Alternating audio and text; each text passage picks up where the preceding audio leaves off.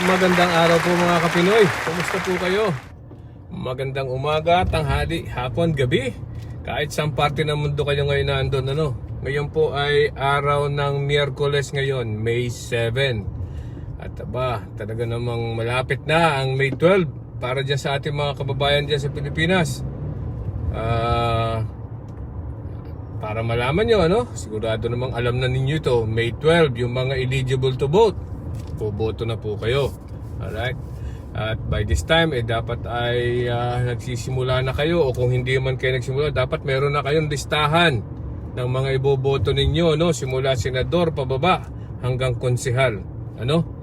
Inuulit-ulit natin ito para alam nyo po, ang pagboto it is a right. Ano? It's a right and privilege para bumoto po tayo. And actually, sabi nga nila, obligasyon natin ang pagboto. Why? Kasi po obligasyon natin bilang Pilipino ang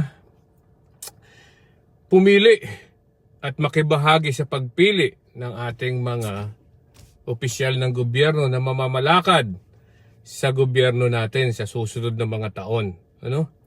So, actually, ang kinabukasan po ng ating bansa ay wala po dyan sa mga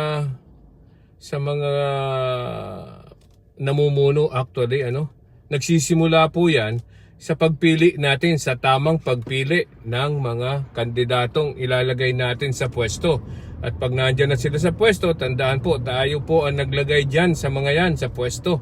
Ano? Dapat sinisingil natin sila dahil binabayaran natin yung mga yan eh. At babayaran natin yung mga yan ng kanilang sweldo. Ano? At sila, hindi naman po tayo ang hindi po tayo ang nagsimula o nag-initiate para dalhin sila dyan.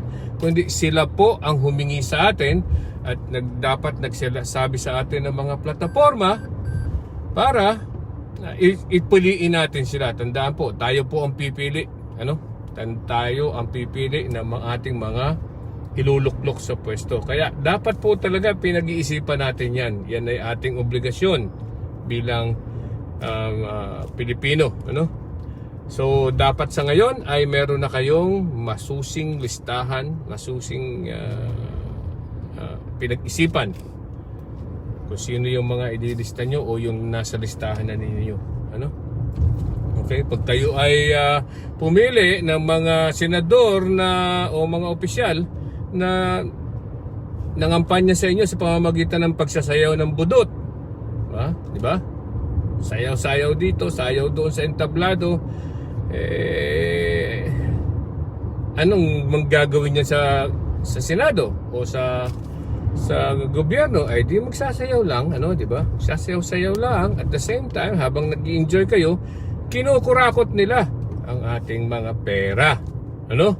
Ang gaban ng bayan.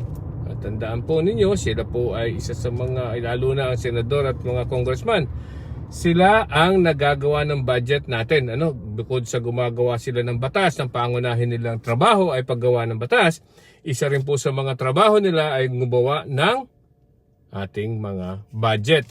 At habang kung sila ibinoto ninyo dahil sila ay nagsasayaw ng budot at hindi sinabi sa inyo ang plataforma, ay siyempre magsasayaw din yan ng budot. Ano? Magsasayaw din yan sa entablado, kung ano man ang sayaw, mag-TikTok o kung ano man. Yan ang gagawin yan. Ano? Kasi dyan nyo sila ibinoto eh. Ano? Habang kayo ay natutuwa, tuloy ang kurakot nila. Siyempre, kailangan ng talent fee sa pagsasayaw. Di ba? O, ayan. So, ngayon ay ilang araw na lang? 4 na araw, ano? 5 araw. Hanggang May 12, ano? May 12.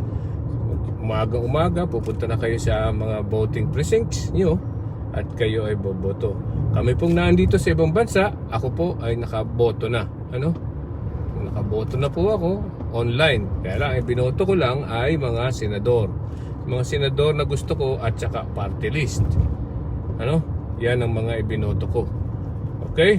Siyempre, kung ano yung ang mga binoto ko po, hindi yung mga nagsayaw ng butot, ha? Yung mga naglatag talaga ng plataforma nila at ng mga sa tingin ko ay may kredibilidad at kapabilidad na isagawa ang kanilang mga trabaho gagawin sa Senado. Yan ay kung mananalo naman po sila, pero dalawa po doon ay sa tingin ko ay makakapasok, ang na hindi, ano? At saka yung dalawa doon ay malalim, pero ang ganun talaga, no? At least binoto ko, iboboto ko at binoto ko nasa konsensya ko kung ano yung mga taong yan, di ba?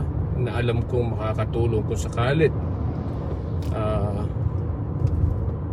mahalal, ano? So kung hindi man po sila mahalal, okay lang dahil ibinoto ko naman po sila at bumoto ko ng ayon sa konsensya ko, ano? Ganun din po sana ang inyong gawin, ano?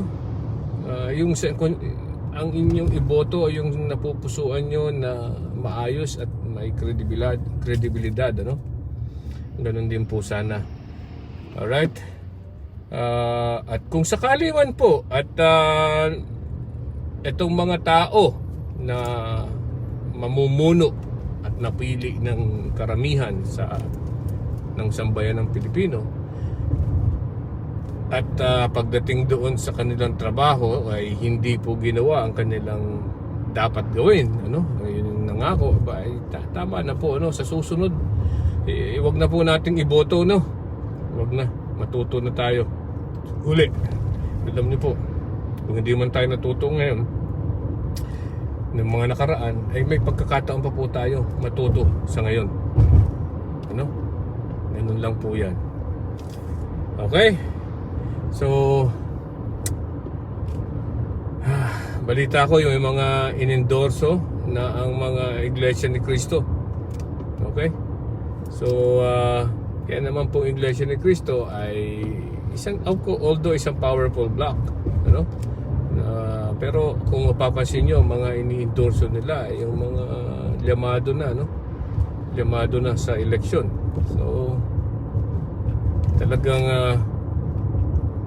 kung mananalo man yung mga yun, sasabihin nila dahil sa kanilang boto, sa kanilang black voting na tinatawag. Pero I don't believe it, kasi kung kayo man ay may mga kilala naman po kung mga miyembro ng religious group na yan, ay sinasabi naman nila na hindi sila sumusunod dyan, ano? Hindi ko na po sasabihin kung sino yung mga yun, ano?